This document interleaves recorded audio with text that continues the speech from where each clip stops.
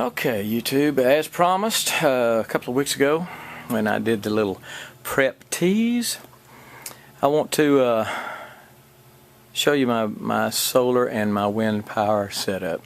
Small, nothing elaborate by any means. This is my battery bank. These batteries are, the model number is, or the part number is 12 AVR 170 ET, and it's a Delphi UNIGY 1 UNIGY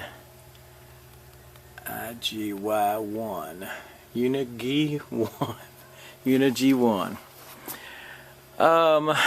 These are 170 amp hours each.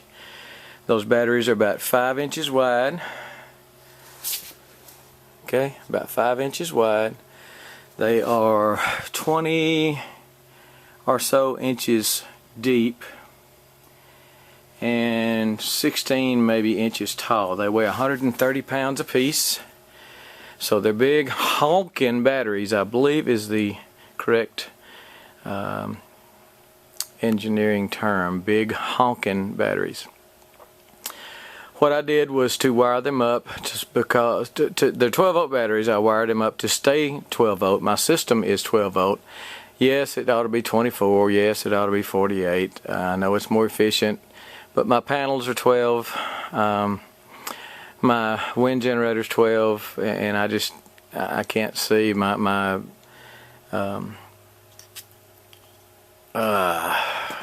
everything's 12. So I couldn't see spinning and buying new inverters and new this and new that. So, but it's a simple system.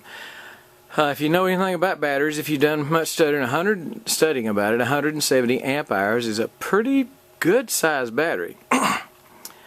I'm not going to go into the specifics of what it will power and everything because I really don't know. I haven't had to use them very much. What I did was to go to a welding supply, and I bought some of the terminal. First of all, I bought some 2/0 cable. I bought some of the terminal ends that they would use for hooking a cable up to a welder. Peel the wire back, obviously, put it in, and I just on a concrete floor with a chisel. Maybe you can see that. With a cold chisel, just beat it. Crimped it about 3 times to keep that wire in there. So I made my own terminal ends. It would be pretty expensive probably to have your own. And these cables are about 12 inches if I remember right. Again, they well, I don't know. This is my battery bank. 1700. I got 170 each. 170 amp hours each. That means times 10 batteries. That's 1700 amp hours. Now, again, I don't know if that's good, bad, whatever. I see a lot of people on YouTube that have a lot less. So I guess I'm pretty pleased to have this. Now, let me tell you where I got them, and maybe you can do the same. There was a guy in North Texas that put ads in Craigslist that he had some batteries. I don't know whether he said they were solar batteries or how he listed them. But he had a friend, I don't think he got them himself, but he had a friend that worked for Sprint, or one of the phone companies, I believe it's Sprint, that what they do, Sprint buys a bunch of these batteries, they'll put them in a warehouse, and if the battery stays there for more than a year, they don't put it into service. They sell it. If they don't need it out in the field within a year, then they sell the battery. And they must sell them pretty cheap. I got these for $80 a piece. These are $350, $400 batteries, if I remember right when I did the research on them. Got them for $80 a piece. So it's $800 worth of batteries you're looking at. Now, they were a year old when I got them. I've had them about 2 years. So that means they're 3 years into a 10-year life cycle. So I've got 7 more years to go. If nothing happens in 7 years, I bought them for nothing. But anyway, you know, I bought, so far I've paid 40 years worth of homeowners insurance, and my house hadn't burned down. So insurance is insurance, the way I look at it. I pay a lot on life insurance. I ain't dead yet, so I hadn't been able to use that yet. Not that I'm going to use a lot of it. My wife might use some. You know what I'm saying. Okay, I've got all those linked together, running to a fuse here, and I don't know.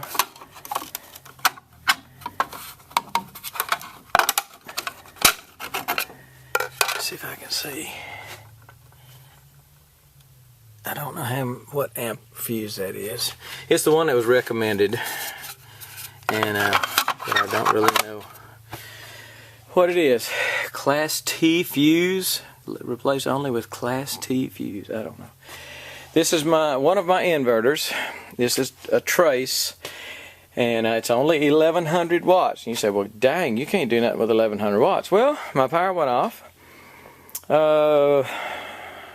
Last spring, I guess it was, for a few hours, and I said, what the hey, we're gonna try this. So hooked it up. It was running a freezer, my refrigerator in the house, some ceiling fans. So I was quite impressed. Now, how long would it do it without emptying the battery bank? That I don't know. I haven't made that test. This is emergency only, and you know, with the solar panels, obviously it keeps them charged. This is a Morningstar is a good name. Morningstar Pro 20. It's a 20 amp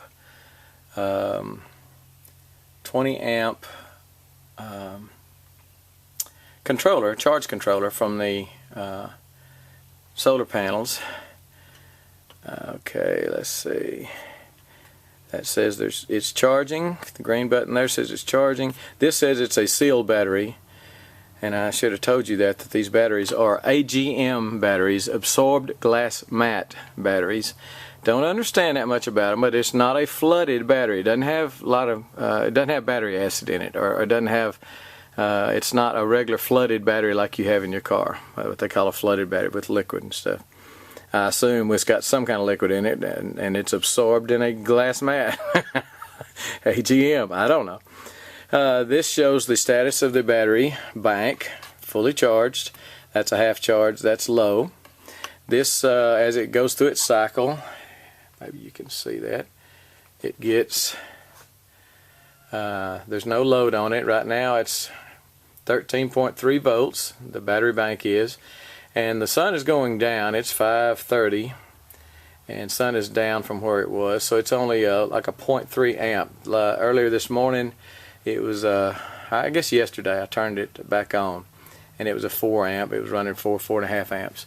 I have this as a backup. This is a Harbor Freight 12 volt 30 amp, and I'll show you why I have gotten this also as a backup, and why I'm not using it. I'm going to put that in a Faraday cage. I also have a backup. Another backup trace inverter just like this one. I paid $100 for that, for the same guy that I bought some solar panels from, that I will show you in just a minute. And that is probably a $300, $400, $500 charger inverter. It's actually, this one is the one I got from him. This one is an inverter and charger. I can plug it into the wall. It will charge the batteries. I believe it's 50 amp or 60 amp. Or I can turn it on, and it will produce electricity. Now, what I normally do, and I say normally, you know, I don't use it very often. This is for backup. But what I would do if the lights go off, I would plug the side that goes out, the output side. I'll just plug in this right here in my outlet, and it sends that charge, sends that electricity to the house. We're in the barn right now. It'll send my electricity to the house and power the house. It'll power the barn and the house. And if I don't have any sun, if I need to crank my generator and for whatever reason charge the batteries, either off grid power or off the generator, then I will take this other cord here, which is a power in, and then it will send power back to the batteries and charge them up. We'll go outside real quick. I have shown you a little bit of the wind charger. It is dead silent right now. Very, very light breeze. I can just feel a little bit on my skin, and I'm sweaty, so I should feel a lot more. That is an Air 403. Air 403. And it's 10, 12 years old. still producing electricity. That just beneath it, and I'm not going to get up on a ladder to show it to you, but basically that right there coming off of my, or sitting on top of the roof, that is my solar panels. They're only 43, I believe they're 43 watt panels. So that's 160 watts. And you say, well, that's not very much. And you're right, it's not. Again, backup. It's low budget, backup. I didn't want to put a lot of money in it. I'll show you some more solar panels that I bought off Craigslist. Okay, this is another, I have two of these. Bought them off Craigslist from the same guy I got, this extra charge controller and the inverter, but he had a barn full, and not full, he had a lot of solar panels that he had gotten from somebody that just bought out. They were taking them down. I really don't know the whole story behind it. He had a bunch of them. I bought two of these. They're Kyocera 130 watt 12 volt panels. I have not put them up yet. I need to build a junction box, or a what do they call it, combiner box, before I put these up, so I can I don't want to go just in series off into the other panels, because I think there's an issue there with some resistors and whatever. But I've got two of these, so that's 260 watts plus the 160 watts I've got on the roof. Now these two, the two new ones, will just about triple what I have. I'm going to be going from 160 to add another 260 to it, whatever that is. I'm not good at math, but anyway. Again, low budget. I think I paid $500 for these two panels. I tested them before I bought them. They work fine.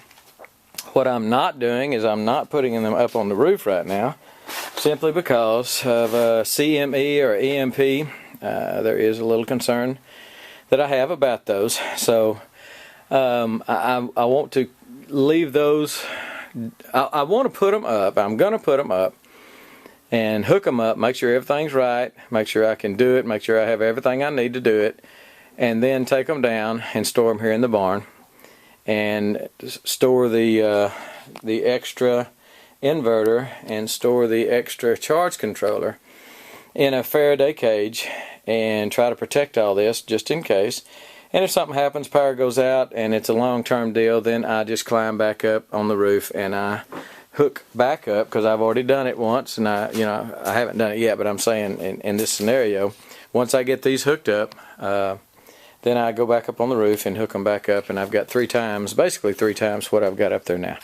So it should be able to supply a meager amount of electricity to my house.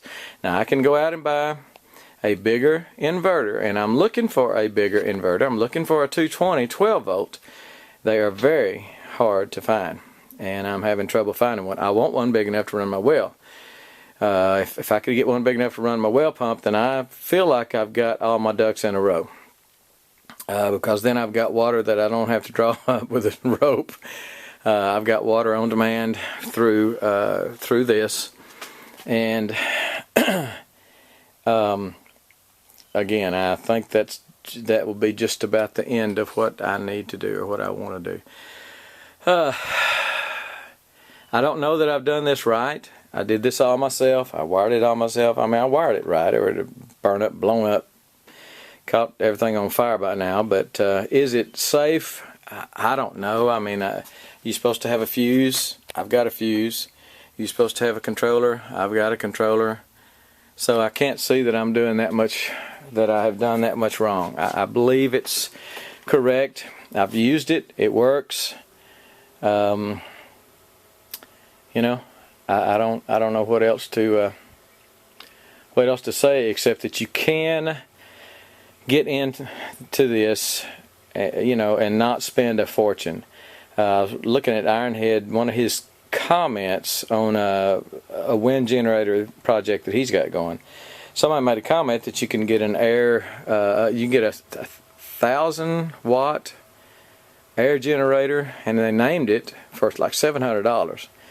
I paid $400 for the Air 402. Now, I'm not real excited about my wind generator. I can't tell that it really does that much, but I'm in a lower wind area, and I am surrounded by 50, 60-foot trees. That is probably 100-foot. And so that's one reason I don't have the open space. If you're on the coast and you got a lot of wind, if you're on the plains and get a lot of wind, then air may be a big deal for you. I've put that up because I had it. I would not buy another one simply because I would have to, unless I was willing to pay the money to get a tower, get a tower maybe up 100 feet or something like that. Then for me, it's just not. Where I live, it's just not a big producer. In Texas, sun is the big producer. Yes, you have cloudy days. And on those cloudy, and the reason I got the wind, because on the cloudy days, it kind of stands to reason there's going to be wind. So I tried to, when I did all this, I tried to, put my eggs in a couple of baskets instead of one. And that is to have wind as well as solar, in that when it's windy, it may not be sunshiny. When it's sunshiny, it may not be windy. So this is a look at it. I can't tell you much about it. The guy in Texas that was selling these, I emailed him not long ago, and he said he wasn't getting anything anymore, so don't ask me where I got them. He can't get them anymore. But find out somebody that sells, somebody that works for Sprint, or somebody that you know, that they know, that your cousins, sisters, brothers, in-laws know, that might can get you some cell tower batteries. I believe that's what these were. These go in to power a cell phone tower. In the case of an outage, they have a battery bank there. So if you can find some of these, I paid $80 for them. My brother bought some for like $50 or $60. They weren't quite this big.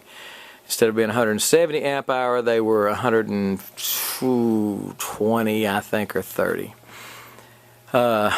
So this is it. This is what I got. It's not much, and I haven't got just a tremendous amount of money in it. Let's say this is 8. It's 12, 13, 14, 16. I've probably got $2,000, $2,500 in it, maybe. And it's not going to power my whole house. I'm not running, I've got a 1,000-watt microwave. That would just barely run a 1,000-watt microwave, okay? So you don't run a microwave. You pull out your Coleman stove, and you don't worry about your microwave. But it'll run ceiling fans, it'll run lights. A ceiling fan draws about 25 watts. That's an 1,100 watt.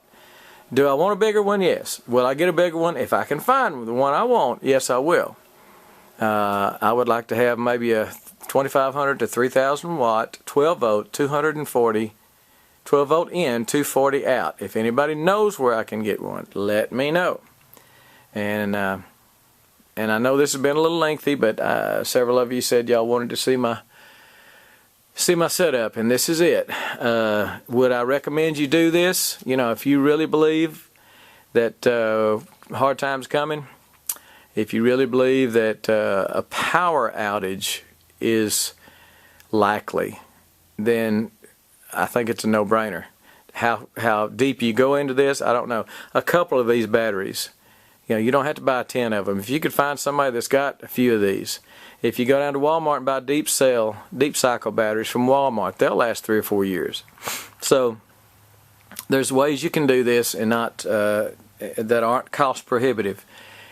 And I know very little about this. If you ask me questions, I'm probably not going to be able to answer. But there's a guy that I've subscribed to, and many of you have too. He's on the Outer Banks, OBXSOL, Outer Banks Solar Wind or something like that. And I'm probably going to ask him, I'm probably going to do a video to him specifically and let him check out the safety aspect of what I have here. and let him comment also and tell me whether he can find, knows where I can get an inverter like I need. 12 volt in, 240 out, that will run my well pump, which would be around 2,000 might be small enough, but probably 2,500. Anyway, this is it. I hope I haven't bored you, and maybe have spurred you to want to do something along these lines also. You can do it without just going crazy, you know, getting crazy into debt and stuff. This charge controller, I believe at Northern is $100, I think. And this will do. The reason I got this one is because when I hook up these other panels, these newer panels, the 20 amp is not going to be enough. The 30 amp is going to be barely enough. I think I almost stayed just below 30 amps on a sunny day. I think these are going to be 10 amp panels, just below 10 amp, and I may have to get another one. 30 amp may not be enough. I need to do the research, but you can get a lot of this stuff at Northern. I don't know that you know, I don't know enough about their panels and stuff to recommend any of the stuff. But look on Craigslist, look on some places that have, there's a lot of people that after 10 or 15 years, or they're demolishing a house or a apartment building, not apartment building, but a business of some sort that had some solar on it, and they don't know what to do with the panels, so they just, you know, they sell them. If you know somebody that knows somebody, it'd be a good way to get them. And I cleaned up around my I cleaned up my barn enough to be able to show you these. I actually have floor around them, not junk laying around. Okay? And there's the corner. Okay, I got junk over there, but anyway. But this is it. I hope it has answered some of your questions. If I can answer any more, I will. But again, I am not an electrician. I am not, I just read up on it, did it myself. And it was probably dangerous, but I'm stupid, so, you know, if you're stupid, everything usually comes out right. At least that's, what is that, God protects little children and drunks or something like that. Wasn't drunk, but I am stupid. Okay, don't do this drunk. You can do it stupid, but don't do it drunk. Okay, I hope this is clear as mud. We gone.